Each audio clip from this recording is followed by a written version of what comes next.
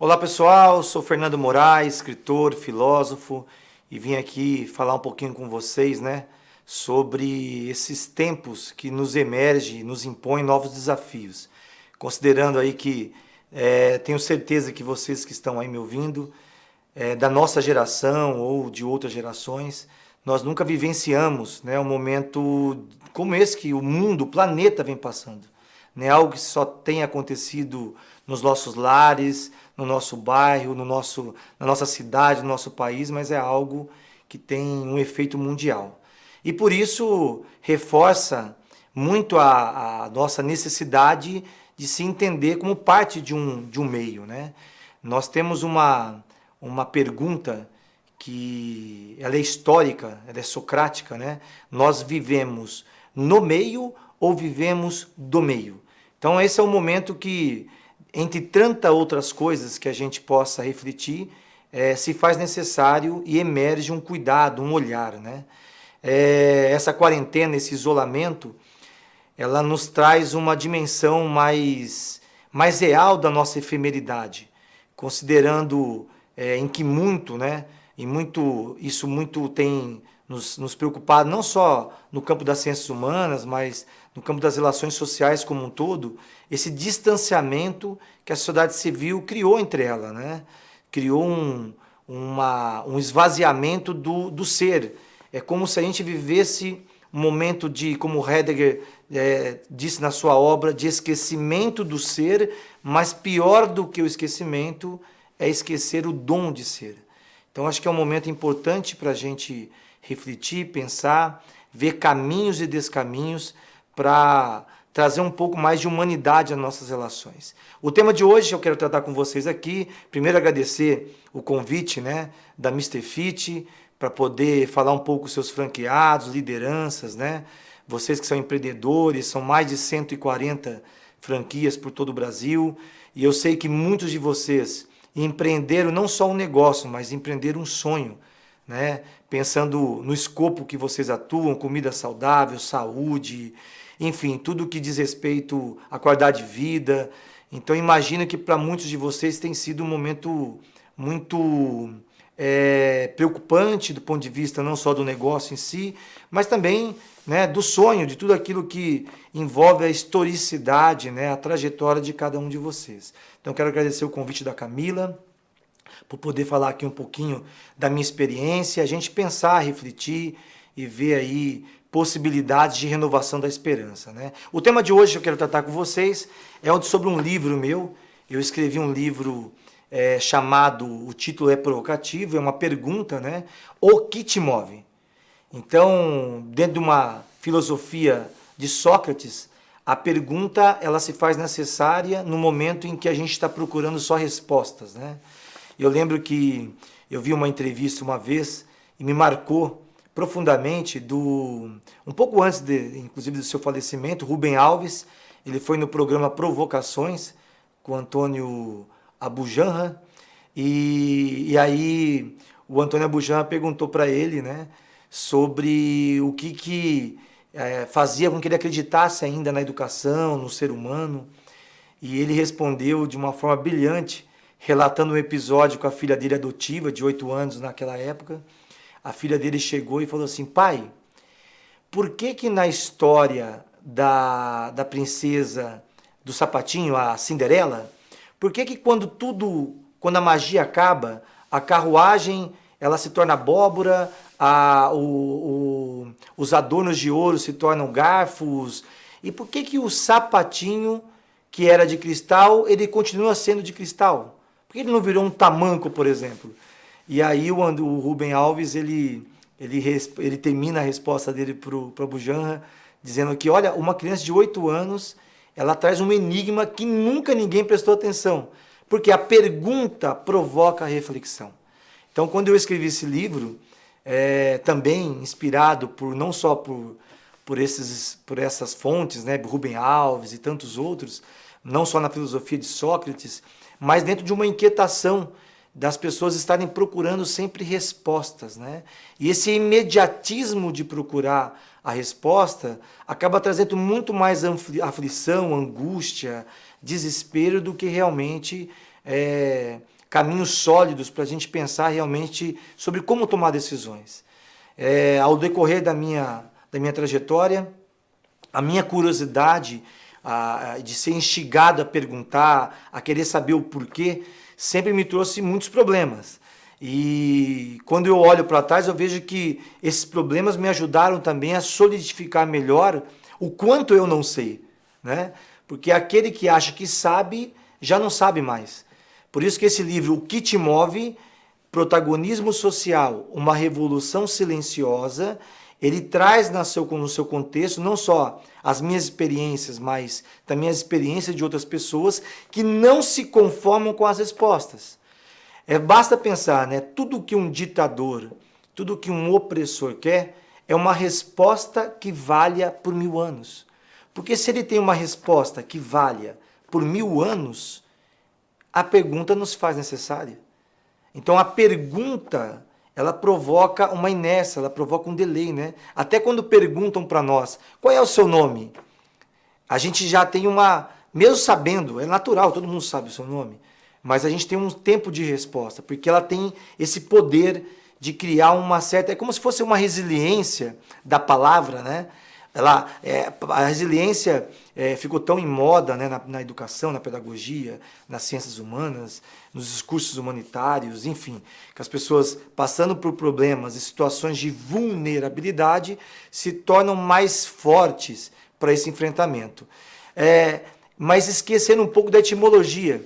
Resiliência vem de resílio, que significa pular para trás. Você dá um pulo para trás para depois entender melhor essa vulnerabilidade e você, de novo, em fazer o enfrentamento. Então, esse resílio que nos falta está exatamente no nosso enfraquecimento de só ir atrás de respostas prontas, causando um imediatismo que devora a visão de futuro. Então, o que te move? O que te inspira? O que te faz acreditar em dias melhores? Eu sei que as respostas podem ser variadas, né? Às vezes eu falo isso em palestras, em sala de aula, sempre tem uma brincadeira, minhas pernas, mas é aquele que não tem perna, né? O que me move ou seja, sempre dentro de um mediatismo, e não é sobre isso que eu estou querendo fazer a reflexão. Em tempos como esse, por exemplo, onde o distanciamento do ser se tornou necessário, porque tanto para vocês quanto para mim é uma novidade. Nós nunca experienciamos isso. Eu não me recordo, nos meus 44 anos de idade, de passar por uma situação dessa. E mesmo assim, a gente vê que nós não estamos irmanados a enfrentar isso. Alguns com opiniões mais de proteção à economia, outros com opiniões de proteção à vida, outros no meio disso, não sabendo para onde ir. Então, quando a gente coloca em causa, né, a vida como bem mais precioso, do que nós estamos falando? Ontem mesmo um amigo me questionava, né, com um discurso uma narrativa mais neoliberal, de que eu acho que agora nós temos que equilibrar. Tem que voltar ao comércio, tem que voltar as pessoas a trabalharem, e vocês empresários sabem do que eu estou falando, e essa preocupação eu tenho também. A economia precisa girar, é evidente que sim. Mas agora nós estamos diante de algo que nós não conhecemos. E diante do desconhecido, tendo a vida como valor supremo, o que nós precisamos? Por isso que quando eu dizia a ele assim, desculpa amigo, essa dualidade, economia e vida, ela não existe do ponto de vista da realidade, porque nada é mais importante do que a vida. E isso vale até para os discursos sectários de que, mas vai morrer só um pouco de gente, só o grupo de risco, pessoas que estão acima de 60 anos. Mas espera aí, uma vida vale mais que a outra? Não faz sentido. Então, o que nos movimenta a acreditar em dias melhores se a nossa própria humanidade se esvazia diante de um conceito do ter? Isso é muito preocupante. O ter é mais importante do que o ser? E ter não é ruim, ter é muito bom, desde que o ter não te tenha. Eu gosto muito de um filósofo espanhol, né, teólogo, contemporâneo, chamado Francesc Torralba. e ele escreveu um livro maravilhoso chamado O Valor de Ter Valores. E neste livro ele deixa bem claro, não é ruim ter. É bom ter um bom carro, é bom ter um negócio, é bom ter uma boa roupa, é bom frequentar bons restaurantes. Mas esse ter, quando ele não te tem, você consegue encontrar significante social para todas as coisas. Então eu sei que não é um discurso hipócrita, o mundo é feito de amor e carinho. Não, eu sei que o mundo não é só feito de amor e carinho. Mas nós estamos num momento e que exige o cuidado. A palavra cuidado ficou em desuso. Ela está muito mais dentro de uma perspectiva material do que uma perspectiva do ser, do social, daquilo que nos liga, daquilo que nos dá uma conectividade, daquilo que nos traz para o humus. O humus, no conceito mais literal da terra, que não tem a finitude, ela está para nós como está para todas as pessoas que habitam esse planeta. Não só pessoas, mas todos os seres vivos, animais. O que nos diferencia dos outros animais? A capacidade de raciocinar. E essa capacidade de raciocinar, muitas vezes, nos leva a um estrangulamento da nossa existência. Então, o que te move está muito mais alicerçado, está muito mais experienciado por aquilo que somos dentro de uma trajetória de valores, de experiências, de condução ao outro, de entender que essa capacidade em ser é o que dá a capacidade de existência. Eu conheço, e vocês certamente devem conhecer, muitas pessoas que só existem. Sabe aquelas pessoas que são mornas nas relações, é o famoso mais ou menos, vai te cumprimentar, dá a mão assim meio solta, vai te dar um beijo, o rosto meio duro, o abraço ele é robotizado. Eu conheço muitas pessoas que vivem assim, robotizadas nas suas relações sociais, né? Tem alguns até fazendo piada, fazendo toda uma cena cômica. Eu acho que tem até o lado bom disso, não dá também só para pensar a tragédia em função do isolamento que a gente vem vivendo, mas é muito preocupante quando nós esquecemos, né, de que essa humanidade que nos emerge neste momento é o que vai nos mover com uma visão de futuro. Essa visão de futuro não pode ser comprometida por egoísmos, por achismos, por individualismos. Chamar a capacidade do ser agora é fundamental. Fundamental. Eu, enquanto na formação de filosofia e ciências sociais, eu li muito Jean Paul Sartre, né? Jean Paul Sartre, assim como Simone de Beauvoir, assim como Merleau-Ponty, Heidegger, enfim, tantos outros que se tornaram conhecidos como os existencialistas, né? Os existencialistas. Apesar de, na época, muitos negarem esse rótulo, mas o Sartre foi o que mais conseguiu fundamentar essa discussão filosófica sobre o ser, o existir, a vida como uma condenação, a liberdade como uma condenação. Nós estamos condenados a sermos livres, né? Porque somos seres dotados das nossas escolhas. O que escolhemos fazer hoje vai determinar o que nós vamos colher amanhã. Então, eu gosto muito da literatura de Sartre, mas quando eu me debruço sobre, por exemplo, 3 obras fundamentais dele, A Náusea, Os Muros, que eu acho fantástico, e O Ser e o Nada, a gente vai ver uma angústia diletante na filosofia de Sartre. Né? Dessa angústia, desse dissabor, muitas vezes, que a existência nos traz. Como essa agora, eu estou vendo pelas redes sociais, pelos noticiários de TV, psicólogos, psiquiatras, colegas incríveis, né, através dos seus estudos, colocando uma preocupação com o que esse isolamento vai trazer do aspecto emocional. Os divãs, né, certamente daqui a um tempo vão estar muito mais cheios. E isso é fato porque as pessoas, nessa angústia do ser, ela se aflora. Né? O ser ele acaba sendo a única companhia que a gente tem muitas vezes, e essa companhia às vezes não é muito saborosa. Não é à toa que Caetano Veloso tem uma música linda que fala que só a gente sabe a dor e a delícia de ser o que é. e essa dor e a delícia de saber em ser o que é, muitas vezes ela é fundamental para momentos como esse. Então, quando eu falo de movimento de vida, eu estou falando de uma ação. Eu não tô, as pessoas até às vezes falam, Fernando, mas eu vejo às vezes alguns textos seus que você no final, você fala assim, vamos esperançar dias melhores. Esse otimismo às vezes me irrita, me incomoda. E eu não estou falando como essa escrita esperançar, ela não está dentro de uma fala de autoajuda ou de um otimismo gritante. Pelo contrário, esperançar, diferente da espera, é uma ação em movimento. É uma esperança com ação. A espera, sala de espera. Eu vou no consultório médico e estou ali esperando o médico me atender. É a espera, exercício da paciência, enfim. Agora não, o esperançar é movimento. É eu entender que eu posso fazer dessa espera também um movimento de resolução. Eu posso caminhar.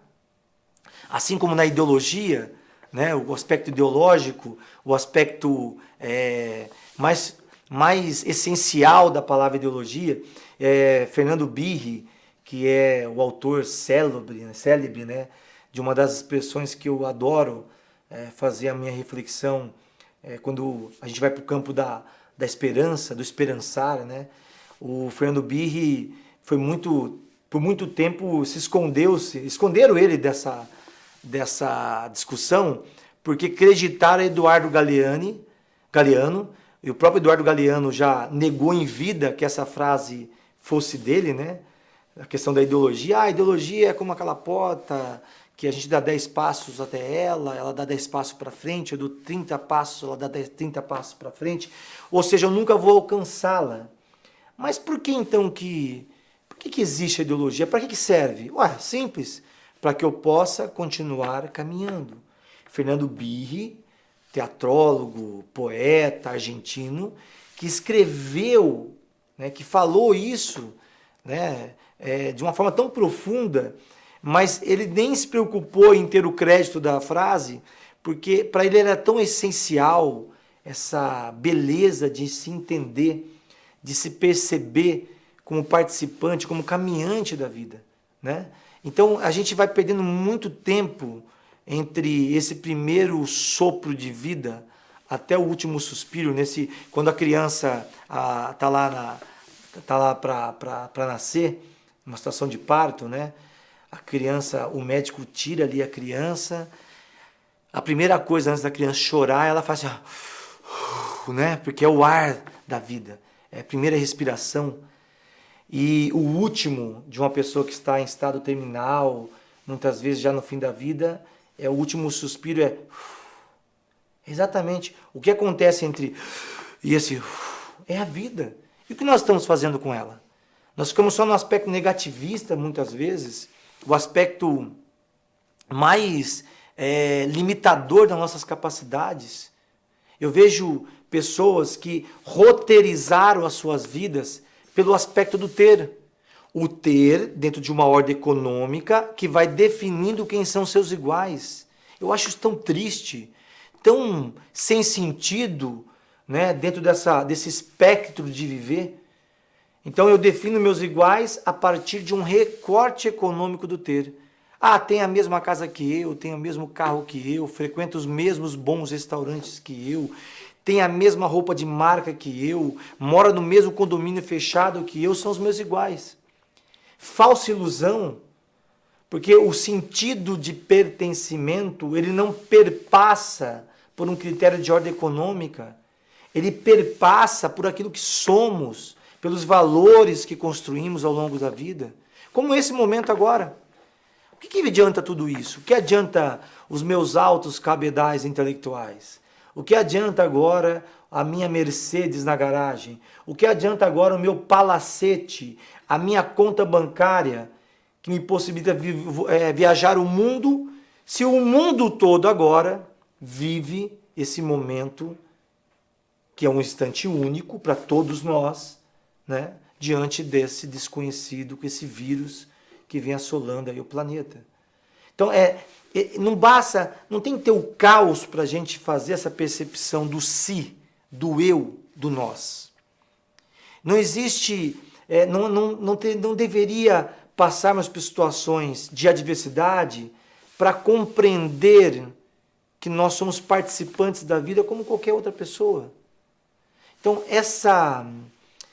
esse desafio em ser, ele é hoje a mola motopropulsora do movimento. Então, quando eu te pergunto, o que te move? Não é do movimento de ir e de vir. Eu estou falando de sonho, de capacidade de se compreender no mundo, de como eu vivo neste mundo, como eu comecei a minha fala com vocês. Eu vivo do meio ou vivo no meio? Eu só existo ou não dou essência, não dou sentido para essa existência? Eu encontrei um amigo há algum tempo atrás e esse amigo passou por uma situação que eu não consigo imaginar a dor dele. Ele perdeu uma filha, a filha tinha 19 anos de idade e ela se suicidou. Depois dessa situação, eu confesso que todas as vezes que eu encontrei com ele, eu tentava achar palavras ou formas de me aproximar e muitas vezes não conseguia, era só o abraço. Era o abraço de coralina, né? O abraço que acolhe, o olhar que envolve, enfim. Mas recentemente, conversando com ele, ele resolveu comentar sobre a morte da filha. E ele me dizia, com um olhar cheio de amor, né, relembrando a filha, que faleceu no auge, primeiro ano de medicina. Ele não conseguia entender naquela ocasião, tinha tudo, que é geralmente o que os pais falam, né? Eu acho que essa frase não é muito educativa, ó. Pais que falam para os seus filhos, se eu estivesse no seu lugar, com tudo isso que você tem, eu não faria isso e faria assim. É uma frase ruim, é uma frase que não movimenta, não sai do conforto, porque você não é o seu filho, e o seu filho não é você. O nosso papel enquanto pai educador não é o conduzido paidos apenas, né? A condução ela tem um trajeto só a ser cumprido, mas é muito mais andragógico, né? É fazer com que essas crianças, essas pessoas consigam também se conectar com o mundo e viver as suas próprias experiências. E esse amigo relatava para mim que a filha dele, depois de muito tempo, depois de quase 4 anos que ela veio a falecer, que tirou a sua própria vida, ele chegou e falou assim para mim, Fernando, a minha filha, ela não achou o sentido da vida. Olha que triste isso. Ouvir de um pai com o coração sofrendo, com o coração contrito sobre a perda de uma filha, daquilo que ele mais amava. Inclusive, ele era a única filha dele. Então, olha que frase, ó. Ela não achou sentido na vida. E nós vivemos isso hoje de uma forma muito acelerada. O sentido não está no mundo material. É lógico que é gostoso você comprar um carro novo, poder fazer uma viagem, desfrutar de um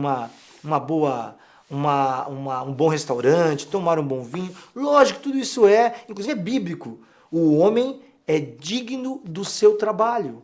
Ele pode viver as boas coisas, a vida boa dos filósofos morais. É maravilhoso isso. Mas dar sentido ao que é efêmero, ao que não permanece, a gente cai no estado líquido de Bauman. Bauman, brilhantemente, depois ele ultrapassou o conceito de pós-modernidade dele, trouxe para o estado líquido. As coisas não permanecem mais, não tem solidez nas relações. E como que eu faço para criar sentido em cima de uma estrutura, de um alicerce que foi feito na areia? Você só consegue consolidar valores se você os vive, se você compartilha. Não tem nenhuma outra significante social para dar para sentido. Sentido, uma pessoa cheia de sentidos, uma vida cheia de sentidos, uma comunidade cheia de sentidos, ela experiencia o outro. Eu consigo compreender que sou parte deste todo E por ser parte desse todo, a minha vida também perpassa por essas diferenças. Essas diferenças que traz muito mais dignidade do que o que se comumente na sociedade civil, sociedade de consumo, né? Ela acaba diferenciando os seus iguais por aqueles que têm e aqueles que não têm. Como diria o brilhante, saudoso, eu sempre faço questão de revisitar as suas leituras, as suas palestras, né? Ariano Suassuna, que com aquele humor singular, ele dizia assim, tem uma gente no Brasil e talvez no mundo que acha que o mundo se divide em quem foi para a Disney e quem não foi para a Disney. Olha que profundo, é uma brincadeira que ele fez numa palestra, né, para a magistratura lá em Recife, mas é muito profundo pensar isso. A Disney é só como símbolo do ter. Não que não seja, quem já foi, maravilhoso, quem teve possibilidade de ir, enfim. Mas não é o que passa a definir o que somos. Isso vale para tudo. Eu vejo uma ilusão, né, consumista, que agora talvez as pessoas caiam mais na real. Eu até acho que daqui a um tempo a gente volta à vida normal. Não, por favor, não voltem à vida normal. Porque aquele normal que você acha que existiu, ele já não existe mais. Que não seja mais normal, que nós possamos com essa diversidade, que nos interpela, que nos convida ao nosso estado do ser mais profundo, que a gente possa agora mudar o estado das coisas. Que se tudo der certo, em 30, 40 dias, a gente conseguir voltar a um convívio, que não seja mais aquele normal que a gente achava, o normal da invisibilidade, o normal da exclusão.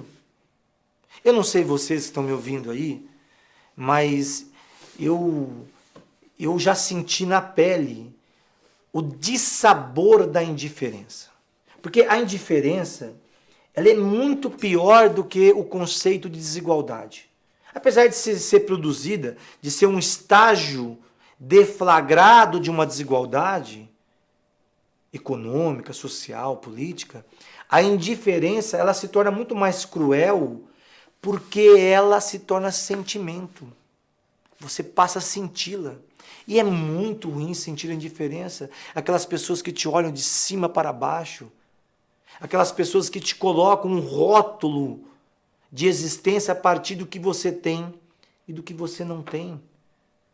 Isso é muito triste. Então não dá para se voltar ao normal. A indiferença, como diria Caio Fábio, olha que lindo conceito que o teólogo Caio Fábio traz para nós, né, com um olhar muito cuidadoso, né, sobre como a indiferença passa a ser um sentimento. Olha que lindo, ó. A indiferença é a expressão mais visível do ódio. Ódio tão profundo que é capaz de emprestar ao outro a capacidade do não ser e do não existir. Olha que profundo. Capacidade do não ser e do não existir. Essa indiferença de um mundo normal que até 10 dias atrás a gente via nos cenários societais, como para quem é dos grandes centros urbanos, você passa por uma rua movimentada, uma avenida, você vê famílias inteiras morando na rua, em situação de rua, crianças. E aí você olha para os carros dos lados, as pessoas vendendo bala, aquela coisa toda, ou aquele senhor idoso que tudo que precisava agora é cuidado e está ali naquela situação de indignidade humana, porque é indigno. E você olha para os carros do lado, as pessoas com o vidro fechado, o ar-condicionado, e eu até entendo, compreendo, né, pela violência dos grandes centros, as pessoas já não sabem discernir se, será que tem risco, não tem risco, e gera esse medo, né? E uma coisa que o ser humano não consegue lidar é com medo, por isso que às vezes o medo nos torna irracionais. Mas as pessoas agem como robôs. Ninguém percebe a criança, ninguém percebe mais aquele idoso, ninguém percebe aquela cena que nenhum ser humano pode passar por aquilo. Então, é mudar essa lógica perversa que causa a indiferença para um mundo do ter que se esqueceu de ser. Um mundo do ter que é incapaz de ver no outro um ser humano. Esses desafios, eles devem nos acompanhar a partir de agora, e eu espero que num breve espaço de tempo a gente possa retomar nossa proximidade de uma outra maneira. Uma proximidade que, independente do que somos, do que temos, dos status, das honrarias humanas, seculares, do carguinho que eu tenho ou não, porque o status social, social, às vezes ele categoriza as nossas relações.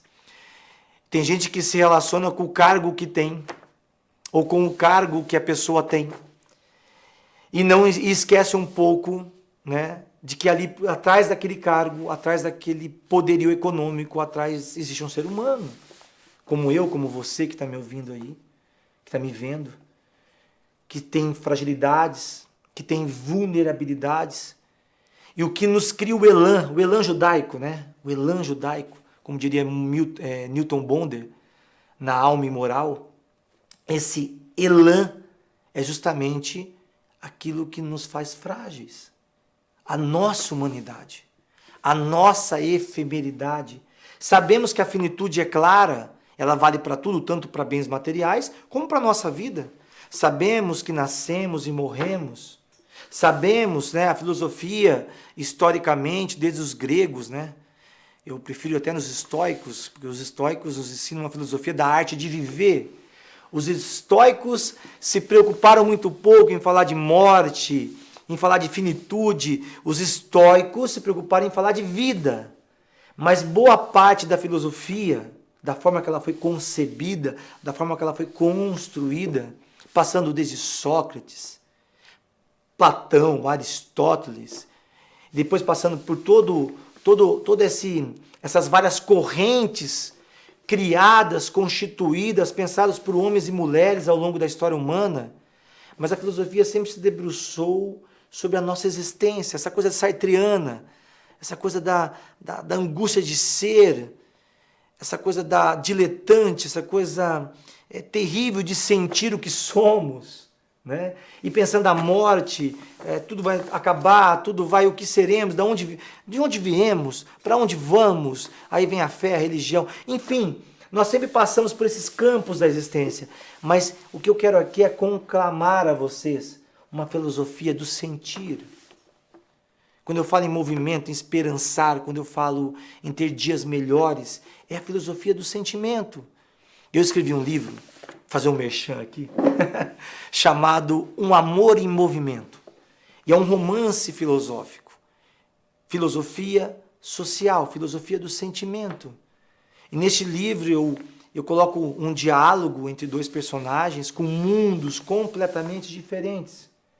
Ela, vinda de um berço de ouro, de uma família tradicional de médicos. Ele não, de minorias sociais, morando numa comunidade pobre, com a mãe, com o irmão, uma situação profunda de vulnerabilidade. E aí, com a educação como ponto de inflexão ou de reflexão, os dois se encontram como professores da mesma universidade. E aí começa um diálogo aristotélico, né? Que eu chamo de peripatético, conceito de Aristóteles, né? De enquanto você caminha, você vai exercitando o conhecimento, a fala. Eu acho maravilhoso. Então, esse livro eu escrevi justamente para isso, é uma provocação sentimental à filosofia. A filosofia não tem se debruçado sobre sentimentos, sobre o que nós somos enquanto pessoas. Podemos pensar a existência, podemos pensar a vida, podemos pensar a morte, podemos pensar para onde vamos, para onde não vamos, ou aqueles que não acreditam em nada. Enfim, podemos pensar muitas coisas. Eu acho que a filosofia ela é inesgotável para esse tipo de reflexão. Mas precisamos também ter um chamamento, um desafio para sentir o que somos. E nós somos continuidade. A alteridade só é possível quando nós nos continuamos nos outros. Eu, Fernando Moraes, tenho finitude e ela é certa. Pode ser amanhã, pode ser hoje, ou pode ser daqui 50 anos, não sei. Não sei. Não tenho essa previsão. E isso me faz acreditar, como diriam os estoicos, que essa arte de viver enquanto estivermos vivos, ela tem que ser exercitada. Eu não posso, diante do caos, achar que tudo é caos. Como o discurso do não dá certo. Aquelas pessoas que nós nos encontramos, e certamente vocês conhecem, deve ter aí na Mr. Fit também, né? Ou não, na Mr. Fit não. Deve ter em outros lugares, vocês não, vocês são gente que sonha. Mas aquelas pessoas que vêm o tempo todo com aquela expressão, como diria a minha avó, de maracujá de gaveta, né? Ó vida, ó céu, nada dá certo, tudo é anunciando o fim do mundo. A visão é sempre apocalíptica do mundo. Nada dá certo, para que fazer isso? Para que fazer aquilo? Outro dia conversando com um amigo filósofo, né? E com eu estava dizendo a ele, você tem que ficar feliz com essa longevidade, porque ele já tem 72 anos de idade. E eu conversando com ele, né, até pela formação, ele dizia assim, isso não tem mais jeito, Fernando. A filosofia, as respostas que tinham que ser dadas já foram dadas. E eu achei aquele discurso tão assim, para um filósofo, para alguém que não pode se conformar com a resposta, alguém que não pode ficar num estado de imobilismo diante de uma situação da vida ou de situações que a vida nos impõe. Mas foi um diálogo interessante, porque começou com um pessimismo que todos nós temos. Não que esse amigo era um pessimista, né? Eu acho que todos nós temos algo de pessimista que nos ajuda, inclusive, a esperançar dias melhores.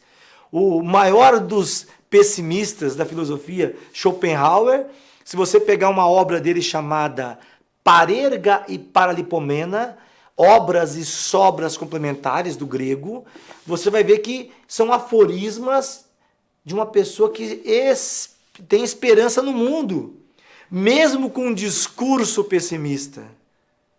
É maravilhoso. Nietzsche, da mesma forma. Nietzsche era uma pessoa que não gostava do convívio, assim como Schopenhauer, se isolou, era conhecido como filósofo das montanhas, porque tudo que ele queria é distância das pessoas.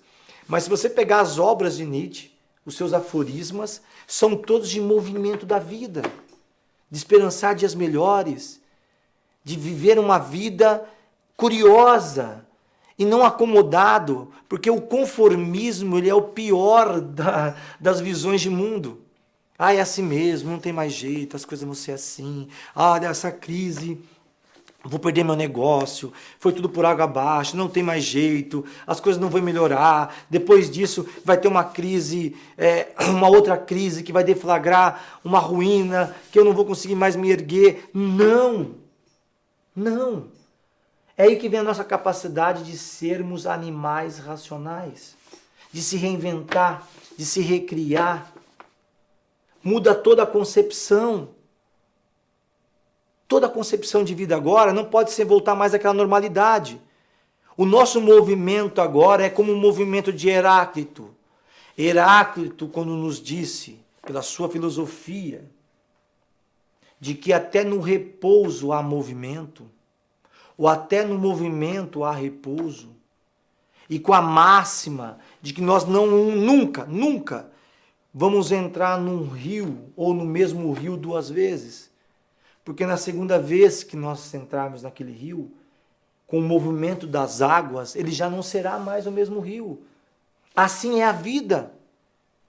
Este é o momento que nós estamos vivendo de incertezas, de indefinições? Sim, lógico que é. Eu também tenho as minhas preocupações, eu também tenho as minhas neuroses sociais, eu também tenho minhas preocupações econômicas, mas diante da preciosidade da vida, é sobre ela que nós devemos agora debruçar os nossos olhares. O olhar do cuidado, cuidado consigo, com o outro. Nenhuma vida vale mais que a outra. nem do senhor de 90 anos, 100 anos de idade, e nem do jovenzinho, nem da criança de 1 ano de idade. Toda vida é preciosa. E esse movimento de vida é que nos faz, pelo menos a mim, esperançar dias melhores. Por isso que o subtítulo do meu livro, O que te move? Como pergunta, é protagonismo social, uma revolução silenciosa. Silenciosa no sentido de um movimento de essência. Eu não preciso gritar ao mundo que estou fazendo algo. Este momento é um momento do silêncio. Um silêncio de isolamento, mas um silêncio que está em movimento. Ele tem uma preocupação com o outro. Ele tem uma preocupação com a continuidade. Ele não está numa visão encurtada, imediatista da vida. É uma visão prolongada. É uma visão de futuro.